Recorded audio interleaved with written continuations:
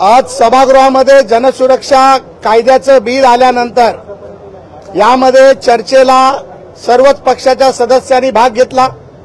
यामध्ये शिवसेना उभाटाचे नेते अनिल परब, काँग्रेसकडून अभिजित वंजारी, सन्माननीय सचिनभाऊ अहिर, विरोधी पक्ष नेते सर्वांनीच यामध्ये भाग घेतला।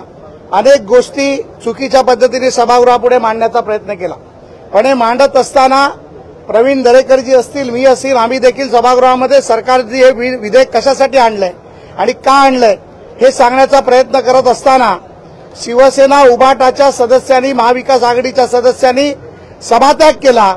माझा स्पष्टपणे आरोप आहे की महाविकास आघाडी आणि उभाटा शिवसेना हे पार्टी संविधान, भारतीय कम्युनिस्ट पार्टी, माओवादी हे संविधान जे त्यांनी बनवलंय याला पाठिंबा देण्याचं काम उभाटा शिवसेना करते। ज्या पद्धतीमध्ये भाषणामध्ये चर्चा चालू असताना, सभागृहात चर्चा चालू असताना माझा एक मुद्दा होता की कैलासवासी शिवसेना प्रमुखांनी लेफ्टिस्ट विचार संपवले आणि शिवसेना मोठी केली, त्याच्यावर त्यांनी आक्षेप घेतला, जी गोष्ट खरी होती। मला वाटतं की आज कैलासवासी शिवसेना प्रमुख बाळासाहेब ठाकरे वर्ण जर पाहत असतील तर त्यांच्या डोळ्यात अश्रू आले असतील, आणि जर ते आज या पृथ्वी तलावर असते त्या सर्वांना चापकानी फोडून काढले असते। अशा पद्धतीमध्ये याचं समर्थन करणाऱ्या शिवसेना उभाटाचा, महाविकास आघाडीचा मी निषेध करतो आणि हे बिल राज्याच्या सुरक्षेसाठी, देशाच्या सुरक्षेसाठी आणि नक्षलिस्ट ज्यामध्ये इंडिव्हिज्युअल्स असतील किंवा संघटना असतील ज्यामध्ये भाग घेत आहेत त्यांचा विनाश करायचा, देशाचं संविधान वाचवायचं, देशाची सुरक्षा वाचवायची, त्यासाठीचं बिल पास झालं।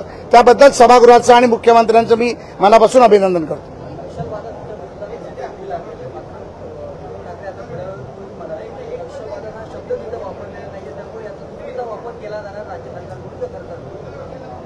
जे उद्धव ठाकरे सभागृहात कुठल्या चर्चेत भाग घेत नाहीत, मी स्वतःहून त्यांना सांगितलं की उद्धवजी आपण चर्चेमध्ये भाग घेतला पाहिजे, त्यांनी नकार देऊन ते निघून गेले।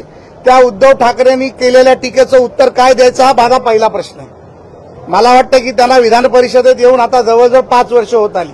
5 वर्षात ज्या व्यक्तींनी मुख्यमंत्री राहिल्यानंतर देखील एक भाषण केलं नाही, एक संबोधन केलं नाही, विरोधी पक्षाची भूमिका मांडली नाही, त्या उद्धव ठाकरेबद्दल बोलण्यामध्ये मला वाटतं की काही स्वारस्य नाही।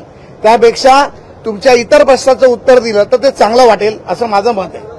नाही, यामध्ये माझी भूमिका स्पष्ट होती की कैलासवासी शिवसेना प्रमुखांनी ज्या पद्धतीमध्ये मार्क्सवादी विचाराला विरोध केला, कम्युनिस्ट विचाराला विरोध केला, त्यामुळे शिवसेना मोठी झाली हा माझा शब्द होता।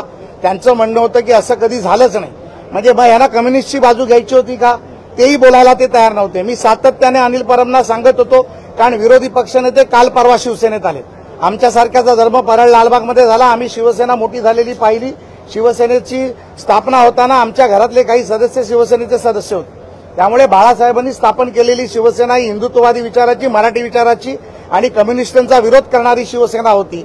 त्यामुळे आज महाराष्ट्रामध्ये मराठी माणसाला न्याय मिळाला, ती शिवसेना बाळासाहेबांनी बनवली। आणि मग अनिल परब साहेबांचं या प्रश्नाचं उत्तर द्यायला ते म्हणाले मी प्रश्नच मांडलेला नाही, मी प्रश्नावर बोललेलोच नाही, आक्षेप तर विरोधी पक्षनेत्यांनी घेतला, मग मी का बोलू। त्यामुळे अनिल परब साहेबांनी देखील भूमिका मांडली नाही।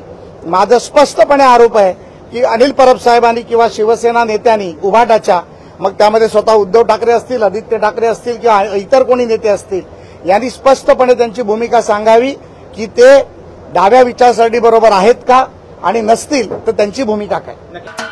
महाराष्ट्राचे सर्वमान्य दैनिक समर्थ गावकरी, अहमदनगर, पुणे, नाशिक, जळगाव, धुळे, नंदुरबार, सोलापूर, कोल्हापूर, सांगली, सातारा, मुंबई, ठाणे, पालघर, रत्नागिरी, रायगड, सिंधुदुर्ग, नांदेड, उस्मानाबाद, बीड, औरंगाबाद, नागपूर, गडचिरोली, भंडारा, गोंदिया, अकोला, यवतमाळ, बुलढाणा येथून एकाच वेळी प्रसिद्ध होणारे एकमेव दैनिक, सर्वसामान्य जनतेचे खुले व्यासपीठ।